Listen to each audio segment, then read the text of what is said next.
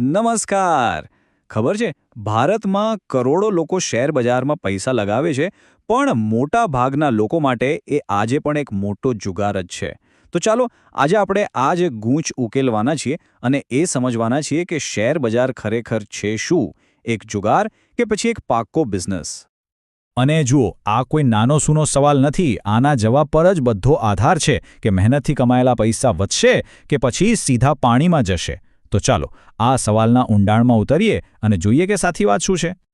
અને સાચો જવાબ છે ને એ અહીં જ છે. શેરબજાર તો તમે જુઓ, એક સાધન છે, એક પ્લેટફોર્મ છે, પણ એનો ઉપયોગ કઈ રીતે થાય છે, કઈ નિયતથી થાય છે, એના પરથી નક્કી થાય છે કે એક સમજદારીભર્યો બિઝનેસ બનશે કે પછી બધું ડૂબાડી દેનારો જુગાર. તો ચાલો એકદમ બેઝિકથી શરૂ કરીએ. આ શેરબજાર એટલે શું? શું એ કોઈ પૈસા બનાવવાનું મશીન છે કે પછી એની પાછળ કોઈ લોજિક અને ગણિત કામ કરે છે? ચાલો એને સમજીએ. એકદમ સાદી ભાષામાં કહું ને તો શેર બજાર એક મોટા માર્કેટ જેવું છે. જેમ આપણે શાક માર્કેટમાં શાકભાજી ખરીદીએ છીએ, બસ એ જ રીતે અહીં આપણે દેશની મોટી મોટી કંપનીઓની માલિકીના નાના નાના ટુકડા, જેને આપણે શેર કહીએ છીએ, એ ખરીદી અને વેચી શકીએ છીએ. હવે આને આમ સમજો. માની લો કે કોઈ કંપનીએ કુલ 100 શેર બહાર પાડ્યા. હવે જો કોઈ વ્યક્તિ એમાંથી 10 શેર ખરીદી લે તો એ સીધો એ કંપનીનો 10%નો માલિક બની ગયો. આ સમજવું બહુ જરૂરી છે. અહીં માત્ર કોઈ કાગળનો ટુકડો નથી ખરીદાઈ રહ્યો. અહીં તો એક ચાલતા બિઝનેસમાં ભાગીદારી ખરીદાઈ રહી છે. સારું, તો આ ભાગીદારી ખરીદી લીધી. પણ એમાંથી પૈસા કઈ રીતે બને? એના મુખ્ય 2 રસ્તા છે.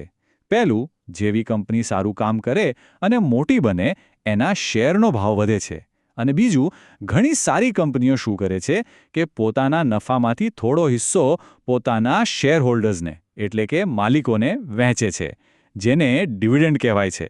આ એક જાતનું બોનસ જ સમજી લો. હવે આવે છે અસલી વાત. શેરબજારમાં છે ને 2 રસ્તા છે. એક રસ્તો છે લાલચનો, જે રાતોરાત કરોડપતિ બનવાના સપના દેખાડે છે. અને બીજો રસ્તો છે સમજદારીનો, જે ભલે ધીમો હોય પણ મજબૂતાઈથી આગળ લઈ જાય છે. અહીં સ્ક્રીન પર જુઓ, આ તફાવત એકદમ સાફ છે. એક બાજુ છે જુગારની માનસિકતા, જે ટિપ્સ, અફવાઓ અને જલ્દી પૈસા કમાવવાની લાલચ પર ચાલે છે. જ્યારે બીજી બાજુ છે એક બિઝનેસ જેવો અભિગમ, જે ઊંડા રિસર્ચ, સમજણ અને લાંબા ગાળાની દૃષ્ટિ પર આધાર રાખે છે. અને હા, બંનેના પરિણામો પણ એટલા જ અલગ હોય છે. તો હવે બહુ થઈ વાતો. જો કોઈને આ બજારમાં બિઝનેસની જેમ કામ કરવું હોય, તો શરૂઆત ક્યાંથી કરવી? પહેલું પગલું કયું ભરવું? ચાલો સીધા એ જ મુદ્દા પર આવીએ. તો કોઈ પણ નવી વ્યક્તિ માટે આ 5 સ્ટેપ્સ છે, એકદમ સિમ્પલ. પહેલું, ડીમેટ એકાઉન્ટ ખોલાવો. બીજું, પૈસા લગાવતા પહેલા બરાબર શીખી લો.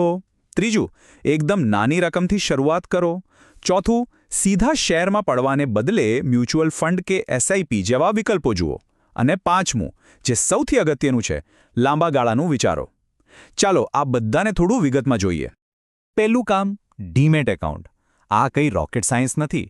જેમ આપણે બેંકમાં પૈસા રાખીએ છીએ ને, બસ એ જ રીતે ખરીદેલા શેરને ડિજિટલ રીતે સાચવવા માટે આ એકાઉન્ટ હોય છે. આજકાલ તો ઝીરોધા, અપસ્ટોક્સ, ગ્રો જેવી એપ્સથી આ કામ મિનિટોમાં થઈ જાય છે.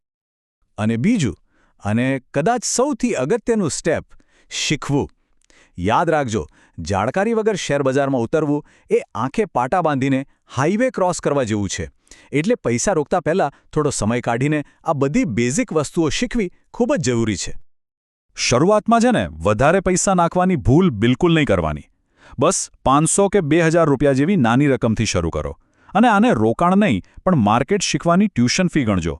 જેથી જો કોઈ ભૂલ થાય તો પણ મોટું નુકસાન ના થાય. અને અનુભવ તો મળશે જ. અને પાંચમું, સૌથી મોટી વાત, ધીરજ. એક વાત મગજમાં ફિટ કરી લેજો. શેર બજાર કોઈ 2-5 દિવસની સ્કીમ નથી. અહીં સાચી સંપત્તિ બનાવવામાં 5 થી 10 વર્ષ કે તેથી વધુ સમય લાગે છે. જેમ કોઈ છોડને મોટું ઝાડ બનતા વાર લાગે છે, બસ એ જ રીતે રોકાણને પણ સમય આપવો પડે છે. ચાલો હવે વાત કરીએ એ અસલી મંત્રની, જે સફળ રોકાણકારો હંમેશા અનુસરે છે. આ એ ગુપ્ત ચાવી છે જે સમજદારીપૂર્વકના રોકાણના દરવાજા ખોલે છે. આ કેબલ બધું જ કહી દેશે. એક બાજુ છે ટ્રેડિંગ, જે થોડા દિવસો કે અઠવાડિયાની રમત છે, જેમાં જોખમ અને ટેન્શન બંને ખૂબ જ વધારે છે. અને બીજી બાજુ છે રોકાણ, એટલે કે ઇન્વેસ્ટિંગ, જે વર્ષોની ગેમ છે.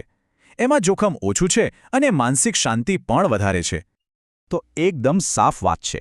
જો માર્કેટમાં નવા છો તો ટ્રેડિંગના ચક્કરમાં પડ્યા વગર રોકાણનો રસ્તો જ સૌથી સારો અને સલામત છે. પહેલાં રોકાણ કરતા શીખો, પછી બીજું બધું. અને આ રહી સફળતાની ફોર્મ્યુલા. આ 6 વાતો યાદ રાખી લો. ધીરજ રાખો, દર મહિને થોડું રોકાણ કરો, લાલચમાં આવીને કોઈ નિર્ણય ન લો, નુકસાનને મર્યાદિત કરવા માટે સ્ટોપ લોસનો ઉપયોગ કરો, હંમેશા નવું શીખતા રહો અને હંમેશા લાંબા ગાળાનું જ વિચારો. બસ આ જ છે સફળતાનો મંત્ર. અને છેલ્લે આપણે પાછા ત્યાં જ આવીએ છીએ જ્યાંથી શરૂઆત કરી હતી. આ એક વાક્ય આખી વાતનો સાર છે. બજાર તો એક તક છે, પણ આપણી અણસમજ અને આપણી લાલચ જ એને જુગારમાં ફેરવી દે છે. તો હવે સવાલ એ છે કે આ આખી વાત સમજ્યા પછી પોતાની રોકાણની સફર માટે કયો રસ્તો પસંદ કરવો? લાલચભર્યો જુગારનો ટૂંકો રસ્તો કે પછી સમજદારીભર્યો બિઝનેસનો લાંબો પણ મજબૂત રસ્તો? આ નિર્ણય જ આવનારું આર્થિક ભવિષ્ય નક્કી કરશે.